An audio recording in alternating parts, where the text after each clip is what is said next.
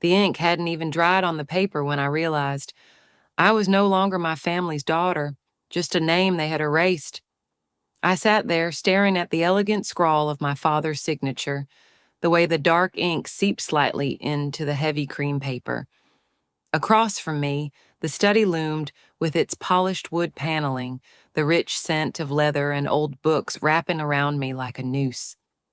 Thanksgiving was only weeks away, a time for family, but for me, it felt like a season of goodbyes. The silence in the room was broken only by the faint ticking of an antique clock on the mantel, each second dragging heavier than the last. My father pushed the stack of documents toward me with a finality that felt almost casual. "There it is," he said, his voice clipped and efficient. "The trust fund has been reassigned to Ethan." I nodded, my fingers tightening slightly in my lap. Across the room, Ethan leaned against the windowsill, trying and failing to mask his smug satisfaction. My mother, perched delicately in her leather armchair, gave a long rehearsed sigh. "Anna," she said, her tone a mixture of pity and frustration, "if only you had chosen a more traditional path." The words barely stung anymore. They were old wounds, reopened so many times they no longer bled. I looked at my father, expecting some flicker of doubt, some sign that he might question what they were doing, but all I saw was cold certainty. "Playing with computers," he said, rising to his feet, "is not a career. It's a hobby. Your brother is making real strides, partner at Weston and Blake by 32. And you, websites for bakeries and dog groomers." His voice dripped with disdain. "That's not the future, Anna. It's a fantasy." I could have told them about the platform I'd built, the real contracts already inked, the venture capitalists knocking on my door. I could have told them we had just finished a round of funding, valued at nearly $500 million. But I didn't. I knew it wouldn't matter. It never had. My mother clasped her hands together as if in prayer. "We made reservations at Morton's," she said lightly, too lightly. "A small celebration for Ethan's new position. You should come. It's still family, after all." Still family. The words echoed in my head, hollow and cruel. I stood, smoothing down the sleeves of my navy trench coat. I met my father's eyes first, then my mother's, and finally Ethan's. "Thank you," I said quietly. "Thank you for making it clear where I stand." The words hung between us, cold and sharp as the October air outside. No one moved to stop me as I gathered my things. No one said a word as I walked to the door, heels clicking against the marble floor. The weight of the moment was immense, yet somehow I felt lighter with each step. There was no more wondering, no more aching hope that something would change. Outside, the night embraced me with a chill that carried the scent of wood smoke and distant roasting chestnuts. I pulled my scarf tighter around my neck, the soft wool catching slightly against my skin. Leaves, crisp and golden, skittered across the sidewalk, gathering in small, whirling eddies near the curb. Somewhere down the street, a man called out the specials from a corner cafe. Pumpkin spice, everything this time of year. I hesitated on the steps for a moment, looking back at the heavy oak door that had shut behind me. It felt almost symbolic, like a final weighted seal on a chapter long overdue to close.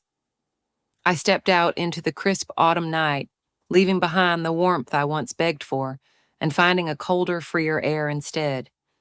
Sometimes kindness is a reflex. The heart moves before the mind even thinks. The rain had started as a whisper against the cafe's windows, barely noticeable at first, just a mist rolling off the river and swirling through the narrow streets of Brooklyn. I sat in a cracked leather booth, my hands wrapped around a chipped ceramic mug filled with coffee that tasted more like burnt ambition than anything comforting. Across from me, Sophia Liang, my ever-pragmatic CTO and best friend, was stabbing at a soggy slice of pie with her fork, her brow furrowed in frustration. "We need another $200,000 just to make it through the next phase," she muttered. "And nobody's biting. It's like they hear small investor platform and think we're building a lemonade stand." I offered a tired smile. "Maybe we should throw in a free lemonade stand with every portfolio." Sophia gave a short laugh that didn't quite reach her eyes. The neon open sign flickered above the door, casting a ghostly pink hue over the faded linoleum floors, and the graying hair of the waitress who shuffled between tables, calling everyone hon with a kind of weary affection that only came from decades of practice. The scent of frying bacon and cinnamon lingered in the air, stubbornly clinging to the wood-paneled walls and my trench coat. I left a generous tip, at least 25%, more out of habit than extravagance, before we stepped back into the rain. It had thickened into something heavier, colder, the kind of rain that seeped into your bones and made the night feel older than it was. Sophia raised her umbrella with a dramatic flourish. "You sure you don't want to split a cab?" I shook my head. "I need the air. Clear my head." She gave me a long look, the kind only a friend who had seen every bruise on your heart could give, then nodded. "Text me when you get home, okay?" I promised I would, tugging my scarf tighter around my neck as I watched her disappear into a yellow cab. The city shimmered under the rain, streetlights casting long, broken reflections across the slick sidewalks. I turned toward the subway, boots slapping lightly against the wet concrete. That's when I saw him. At first, I thought it was just another bundled figure, hunched against the wind, another anonymous soul moving through the city's veins. But then he stumbled, hard, his foot caught on a raised edge of the sidewalk, and he pitched forward with an alarming suddenness. For a terrifying second, he lay there, motionless, his dark coat soaking into the puddled ground. People noticed. I could see them out of the corners of my eyes, commuters tucked deeper into their collars, umbrellas tilting away from the scene like sunflowers, bending from a dying sun. No one moved to help. They never did. In a city built on speed and self-preservation, kindness was often rationed like wartime sugar. Without thinking, I broke into a run. My boots splashed through puddles as I crossed the street, my heart hammering louder than the rain on the pavement. Up close, I could see he was older, probably mid-70s, his hair silver at the temples, his face pale and twisted in pain. Sir, are you okay?" I knelt beside him, my hands hovering uncertainly before gently touching his shoulder. His eyes fluttered open, confused and frightened. He croaked, coughing against the cold. "It's okay, you took a bad fall." I peeled off my scarf and dabbed at a cut above his eyebrow, ignoring the way the rain soaked through my sleeves. "Let's get you out of the rain." He tried to sit up, wincing sharply. Without hesitating, I braced his back and helped him to a seated position, shielding him as best I could with my coat. He was light, alarmingly so, as if the years had carved away at him until there was barely anything left but spirit. A cab rolled by slowly, its headlights slicing through the mist. I waved it down with my free hand, shouting over the storm. It pulled up to the curb, tires hissing on the wet street. The driver leaned over, skeptical. "He okay?" "He needs to get home," I said, fishing a few bills from my pocket and thrusting them through the window. "Make sure he gets there safely." The cabbie gave a non-committal grunt but unlocked the back door. I helped the old man into the seat, tucking my soaked scarf around his shoulders like a makeshift blanket.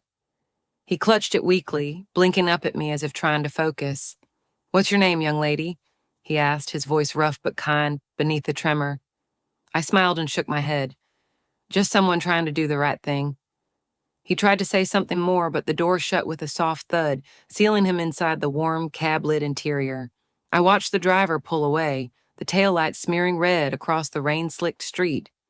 As the cab disappeared into the mist, I felt a strange warmth in my chest, like I had just placed a coin in a well, not knowing when or how the ripples would return. Success doesn't always knock loudly. Sometimes it slips in through doors left slightly ajar. It started with a simple email. Sophia burst into my cramped office space, practically vibrating with excitement. Her boots squeaked slightly on the worn hardwood floor as she waved her tablet at me. "You're not going to believe this," she said, her breath visible in the crisp, late October air. The heater had been sputtering again, another charming quirk of our little startup cave. I raised an eyebrow, setting aside the marketing mock-ups I had been reviewing. "Unless it's someone handing us a check with a lot of zeros, I'm not sure I have the energy to be amazed today." She grinned. "Better. We've been invited to use one of the Midtown conference spaces, for free. Prime location, prime setup. Someone pulled strings." I frowned, skepticism flickering through me. We didn't apply for anything. Nobody gives away real estate in Manhattan without a reason. Sophia shrugged. Does it matter? It's a chance to pitch properly. Real VCs will be there, Anna, not just angel investors who think we're another crypto scheme. I leaned back, arms crossed, the worn leather of my chair creaking. A memory surfaced, me at 12 years old, hiding behind the door of my father's study, hearing him say in a voice thick with disdain, "Opportunities are for winners, not dreamers." The words had carved themselves into my ribs, branding me with a hunger I still hadn't shaken. Maybe opportunities were rare, but maybe, just maybe, this time the door wasn't slammed in my face. It was left ajar, just enough. Okay, I said slowly, feeling the stirrings of something I hadn't let myself entertain in a long time, hope. Let's take the shot. 2 days later, I found myself standing in a gleaming conference room 30 floors above Midtown Manhattan, staring out at a skyline blurred by thin mist. The space was immaculate, glass walls, a polished mahogany table that could seat 20, leather chairs that whispered of boardroom deals and seven-figure contracts. It was the kind of place where serious conversations happened, the kind of place my father would have approved of. Sophia and our tiny team buzzed around, setting up laptops and displays. I tugged at the cuffs of my navy blazer, feeling both out of place and entirely at home.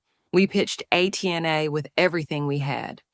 I walked them through our vision, giving small investors the tools the big players hoarded for themselves. I showed them the beta results, predictive models outperforming major funds by wide margins. I watched their eyes sharpen, their postures lean forward. After the presentation ended, there was a heartbeat of silence. Then the questions came, sharp, probing, the kind that could slice you open if you weren't ready. I was ready. By the time we wrapped, the room had shifted. I could feel it, the subtle electric buzz of interest thicken in the air. Hands were shaken, cards exchanged, promises of follow-ups that didn't feel like polite dismissals. Sophia caught up to me by the elevator, her cheeks flushed. That was insane. They loved it. You could feel it. I smiled, my heart pounding. Maybe, but don't get ahead of yourself. We've been close before. She opened her mouth to argue when a man in a charcoal gray suit approached us. He had the easy confidence of someone used to being listened to. "Miss Whitmore," he said, extending his hand. "Fantastic presentation. Very impressive." "Thank you," I replied, wary but polite. He smiled, a little too knowingly. "You came highly recommended by someone who knows potential when he sees it." I blinked. "Recommended?" He inclined his head slightly, like he had said too much already. "Let's just say you have friends in the right places." Then he disappeared into the crowd before I could press him further. I stood there for a moment, the noise of the post-event chatter dimming around me. I hadn't told anyone influential about our plans. I hadn't even shared the depth of Atnay's potential outside a very tight circle. Who was pulling strings for me? As we walked out into the crisp evening, I couldn't shake the feeling that an invisible hand was gently pushing open doors I hadn't even knocked on yet. News travels fast, but regret travels faster. It was Sophia who first showed me the article. She burst into my office, cheeks flushed from the cold November air, her phone clutched in one hand. Without a word, she slammed it down in front of me. The headline blared in bold font across the tiny screen. A TNA, the startup poised to disrupt Wall Street. I stared at it for a long moment, the words blurring together before snapping into focus like puzzle pieces fallen into place. We hadn't even officially announced the Series B round yet. Someone had leaked the numbers, the valuation, the buzz, the potential. Sophia grinned. "Looks like the cat's out of the bag." I let out a slow breath. I guess so. Part of me should have been thrilled. Years of work, of sacrifice, of building in the shadows. It was finally paying off. But there was a part of me deep down that felt uneasy. Success had a way of drawing out old ghosts. My phone buzzed on the desk, a hesitant vibration that seemed almost sheepish compared to Sophia's triumphant energy. It was a text from my mother. "Hi, sweetheart. Big Thanksgiving dinner this year. We'd love for you to come home. Dad wants to talk. So proud of you." I stared at it, rereading it 3, 4, 5 times. Pride. The word felt foreign, like hearing it in another language I barely remembered. It wasn't anger that tightened my chest. It was something far more complicated. A slow, aching sorrow for all the years that had passed without a word like that between us. Sophia must have seen the shift in my face because her smile softened. "You okay?" I handed her the phone. She read it quickly, eyebrows rising. "Wow, that's something." I nodded, slipping the phone into my pocket. "Yeah, it's something." For the rest of the afternoon, I threw myself into work, avoiding the gnawing question that clawed at the edges of my mind. Should I go? The last Thanksgiving I spent under my parents' roof, I was 19, still clinging to the hope that if I just achieved enough, smiled enough, behaved enough, they might finally see me. Instead, I had been relegated to the kids' table, sandwiched between second cousins who spent the meal flicking peas at each other. No one asked about my classes, my ambitions. The only thing my mother had commented on was how much quieter Thanksgiving had been before I started talking about computers all the time. I swirled my coffee absent-mindedly as the memory weighed heavier. The windows rattled softly with the rising November wind. Outside, the city was shedding its golden coat, the last of the autumn leaves skittering across the sidewalks like restless spirits. I didn't owe them anything. Not attendance, not explanations, not forgiveness. And yet, there was a quiet strength in choosing to show up, not for them, but for myself. That night, I found myself digging out the good coat from the back of my closet, the one that made me feel a little more armored, a little more seen. Charcoal wool, soft and heavy, with deep pockets that could carry secrets or dreams depending on the day. The morning of Thanksgiving, I rode the subway uptown, past graffitied walls and steaming manholes, past families carrying pies and bouquets wrapped in paper. The city was alive with a restless, eager energy, as if even the buildings themselves were bracing for long conversations and 2 full stomachs. My parents' townhouse on the Upper East Side was exactly as I remembered it, stately, symmetrical, pristine. Wreaths of orange and gold adorned the wrought iron gates, and a heavy brass knocker shaped like an eagle glared down at me from the front door. I stood on the stoop for a long moment, the chill of the stone seeping through the soles of my boots. I wasn't that girl anymore, the one who needed a place at the grown-up table, who measured her worth by the flicker of approval in her father's eyes, or the rare softness of her mother's smile. This time I wasn't coming home seeking approval. I was bringing my own worth to the table. They set a place for me at the table, but not yet in their hearts. The dining room looked like a picture ripped straight from a magazine. The long mahogany table was dressed in ivory linen, dotted with candles that flickered against the soft orange glow of the chandelier. A roasted turkey, bronzed to perfection, sat at the center like a monarch presiding over its court. Bowls of mashed potatoes, green bean casserole, cranberry sauce, and stuffing lined the table in neat formation, each dish steaming and aromatic. It was the kind of setting that should have felt like home. It didn't. I slid into the seat they had reserved for me. Halfway down the table, tucked between a distant cousin and an aunt I barely remembered. Not quite the kids' table, but not the place of honor either. Close enough to hear the real conversations, far enough to never truly belong. Across the table, Ethan was holding court. He spoke animatedly about his recent cases, the big firms he was rubbing shoulders with, the exciting opportunities his new position was offering. Laughter erupted every few minutes, a symphony of pride and admiration orchestrated for him. I sipped my wine and let the hum of conversation wash over me. It was easier this way, to observe without engaging, to float above the familiar ache that threatened to settle in my chest. My mother bustled back and forth from the kitchen, her face flushed with the glow of effort and wine. My father, resplendent in a navy blazer and the smug assurance of a man who believed the world spun neatly around his expectations, carved the turkey with precise strokes. At some point between the mashed potatoes and the second helping of stuffing, a second cousin leaned over and smiled brightly at me. "So, Anna, what are you up to these days? Still doing your computer stuff?" I felt the weight of a dozen pairs of eyes shift toward me, some curious, some already disinterested. I placed my fork down carefully, letting the quiet spread just a heartbeat longer than necessary. I'm preparing to take my company public next month, I said calmly. It's a financial technology firm valued at $900 million. For a moment, it was as if the entire table forgot how to breathe. My cousin blinked rapidly. My aunt dropped her roll into her gravy. Ethan froze mid-sentence, the words dying on his tongue. Even my mother's hand, which had been reaching for the wine bottle, hovered awkwardly in midair.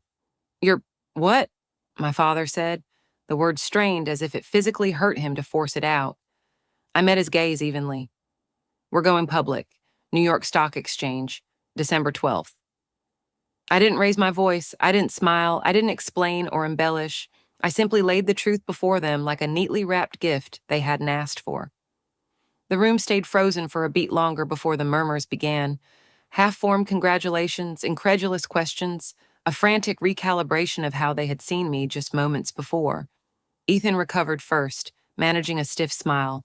That's impressive, Anna," he said, though it sounded more like a question than a compliment. My mother blinked quickly, her hand finding the wine glass after all. "Why didn't you ever tell us?" I shrugged lightly. "You never asked." The silence that followed was the purest thing I'd ever heard in that house. My father cleared his throat, his bravado cracking around the edges. "We had no idea," he said, his voice quieter now, almost reverent. "If we had known—" I tilted my head, studying him as one might study a distant star. Beautiful, unreachable, incapable of offering warmth. "If you had known," I said softly, "what would have been different?" He opened his mouth but found no words. And maybe that was enough to answer. For the rest of dinner, conversation stumbled along in fits and starts. Every now and then someone would glance at me, as if seeing me for the first time. But I didn't need their sudden attention. I didn't crave their approval. For the first time in my life, I wasn't seeking their applause. I was offering them silence to sit with their own echoes. Some victories aren't celebrated with confetti, but with quiet, lasting change. The morning of our IPO, the city wore a crown of frost. Tiny crystals clung to the windows of the cab as I rode downtown, watching the world blur into a tapestry of early December hustle, scarves and gloves, and steaming coffee cups clutched in gloved hands. Manhattan's financial district was already awake and buzzing by the time we arrived, the towering skyscrapers catching the weak winter sun on their glassy faces.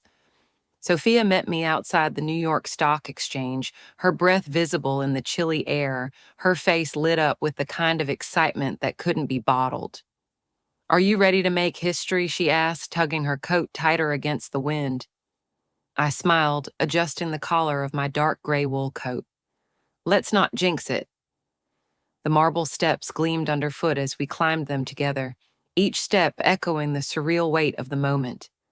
Inside, the floor was a whirlwind of suits, screens, and energy, the scent of freshly brewed coffee and nervous anticipation lingering thick in the air. I barely heard the speeches, the handshakes, the perfunctory congratulations. It wasn't until I stood before the ceremonial bell, hammer in hand, that it finally hit me. 4 years ago, I was writing code on a secondhand laptop in a crumbling apartment that smells of burnt toast and dreams deferred. Today, I was about to ring in the launch of a company valued at almost $1 billion. I caught Sophia's eye through the crowd. She nodded once, firmly. I brought the hammer down, and the bell's resonant clang rippled through the room like a starting gun. The cheers erupted. Confetti did fall, manufactured and obligatory, but it was the numbers flashing across the massive LED screens that stole my breath. Our opening price soared past projections, climbing higher, faster, like the first bright notes of a symphony finally finding their rhythm. I was still riding that strange, quiet euphoria hours later, back in our new office. The walls were glass, the furniture modern but warm, the views sweeping across the rooftops dusted with early frost. Our team was buzzing, champagne corks popping in the background as news alerts chimed one after another. ATNA, tech's newest giant. I retreated to my office for a moment of quiet, the familiar hum of data feeds scrolling across my monitor somehow grounding.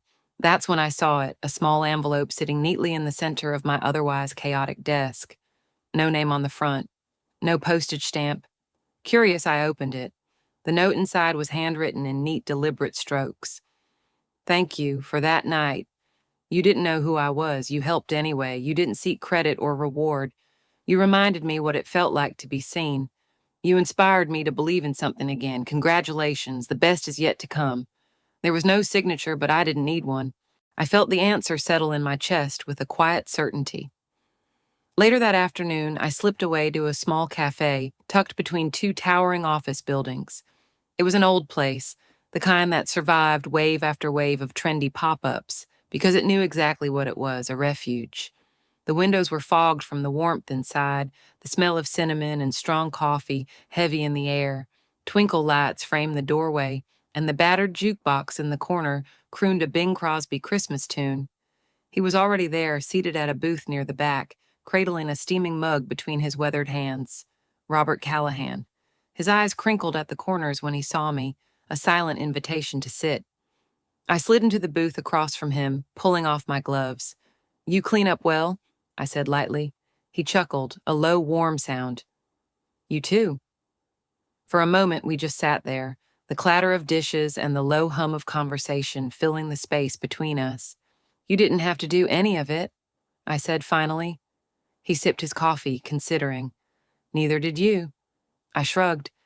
It was raining. You were hurt. It wasn't a decision, it was just instinct. He smiled, something soft and proud, lighting his features. That's exactly why I knew you were the right person to back me. I blinked, the enormity of it settling slowly. You were behind it all? He nodded. Not alone. I made a few calls, whispered in a few ears, helped open a few doors.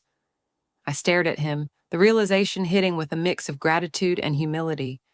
All those strange opportunities, the sudden attention, it wasn't luck. It was kindness coming full circle. Why, I asked, my voice quieter. His smile didn't waver. Because someday you'll do the same for someone else. That's how real change happens, one small act at a time. I swallowed the lump in my throat, forcing a shaky laugh. Are you always this philosophical, or is it just the holidays? He laughed with me, the sound rich and real. Then he grew serious. I'm starting a fund, private, quiet. We invest in startups that don't fit the mold, the dreamers, the underdogs. I want you involved, as a partner. You have the eye, and more importantly, you have the heart. I sat back, stunned. It wasn't just validation. It was a torch being passed. I shook his hand with a steady grip, knowing that sometimes the smallest ripples create the widest waves. The first snow had started falling the morning I met Robert at that little cafe, dusting the city in quiet grace. In that simple handshake, I realized the true weight of kindness, the way it could ripple outward, unseen but undeniable. Sometimes the smallest good we offer without expectation finds its way back to us in the most extraordinary ways. Like planting seeds in a garden we'll never see bloom, every act of quiet compassion builds a future we can all share. And perhaps, just perhaps, the heart sees clearer when we stop trying to measure worth by titles or trophies and start seeing the light inside each other.